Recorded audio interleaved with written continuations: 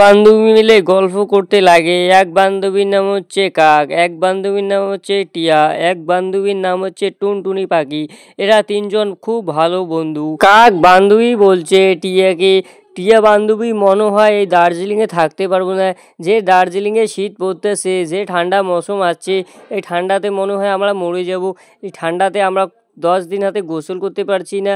তারপরে টিয়া বান্ধবী বলছে, তুই একদম ঠিক বলেছিস কাক বান্ধবী, এইখানে যে দার্জিলিংয়ে এত ঠান্ডা, প্রচণ্ড ঠান্ডা, আমাদের কোথায় যেতে হবে? তোমরা তিনও বান্ধবী মিলে একটা ভাবি, একটা সলিউশন বের করি, মানে গরম কোন জায়গায় আছে। এই বলে সবাই চলে যেতে লাগে। তারপরে কাক বান্ধবী বলছে, কোন জায়গায় যাব, এত গরম হবে?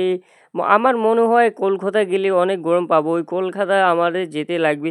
আমাদের বান্ধবীকে সবাইকে আমি বলবো কলকাতার জন্য যাওয়ার জন্য, এই গ্রামে আর থাকবো না, যে দার্জিলিংয়ের এত ঠান্ডা, চাইলে কলকাতায় যাব। আমি তো ডিসিশন নিয়ে নিলাম, এবার টিয়া বন্ধুকে বলতে হবে।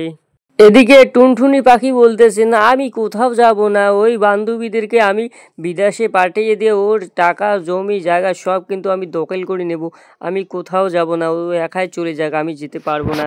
বান্ধবী ঘরের মধ্যে বসেছিল একটা গায়ে চাদর দিয়ে, আর এই টিয়া বন্ধুকে কিন্তু কল করে বলছে, কাক বন্ধু আমরা সবাই মিলে কলকাতা যাব। টিয়া বন্ধুই বলছে কলকাতা যাব সবাই মিলে, কলকাতার মধ্যে প্রচণ্ড গরম আছে, আমরা যদি তিনও বান্ধবী যাই তাহলে কিন্তু একদম সুখে সংসার করে ওখানে থাকতে পারবো বান্ধবী মিলে। বলে গল্পটা শেষ হলো বন্ধুরা।